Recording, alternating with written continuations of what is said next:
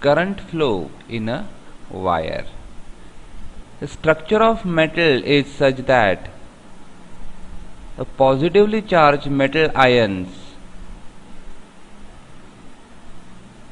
are situated in the metallic sea of electrons. So the structure of a metal is something like this.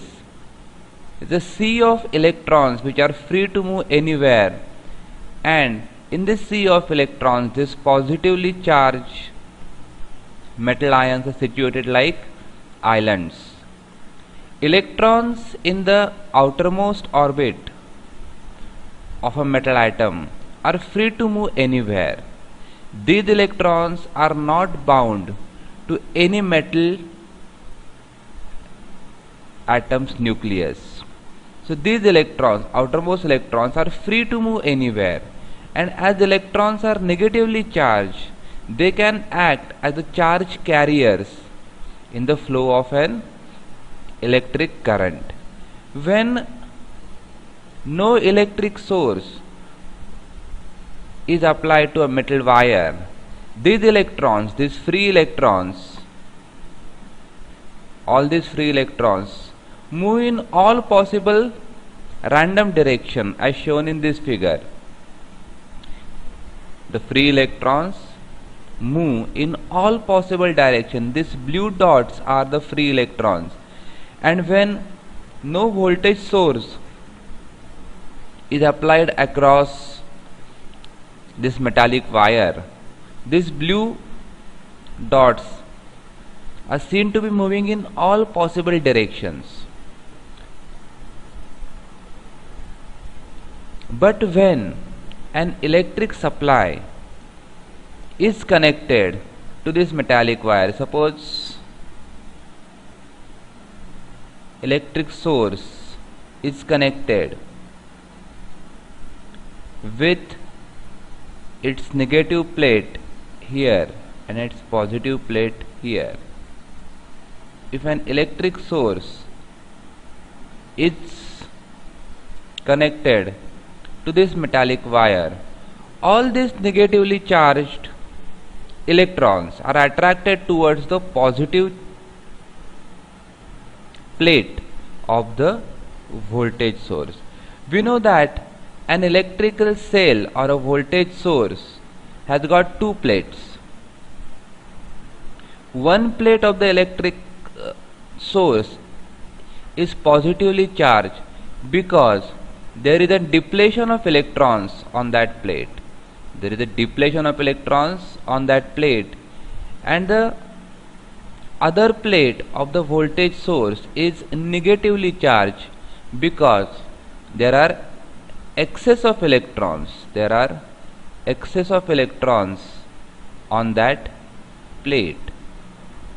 So this difference in electrons density on the both sides of the plate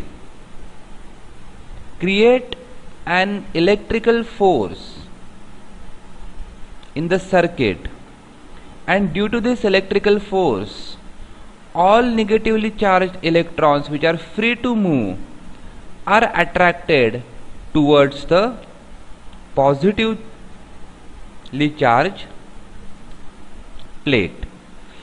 Now, this movement of electrons in a single direction constitutes electrical current. This movement of electrons in a single direction constitutes electric current.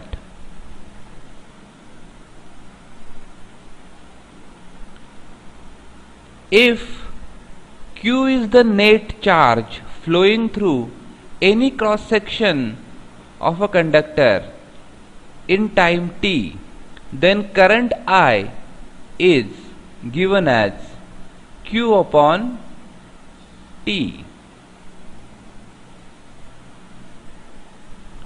Or, in other words, electric current can be defined as the amount of charge flowing through the given cross section of the conductor in unit time. So current can be defined as amount of charge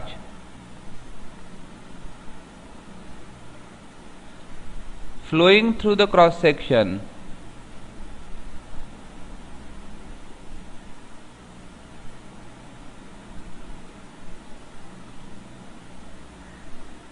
in unit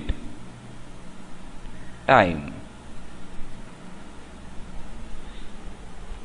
Now we know that the unit of charge is coulomb and unit of time is second, and a unit of electric current is ampere.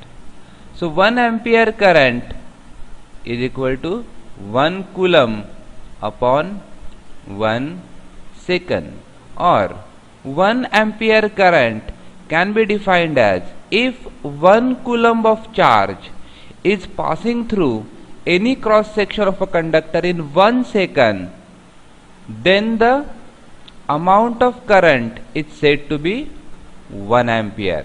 When 1 coulomb of charge is passing through any cross section of a conductor in 1 second, then the amount of current flowing through it is 1 ampere.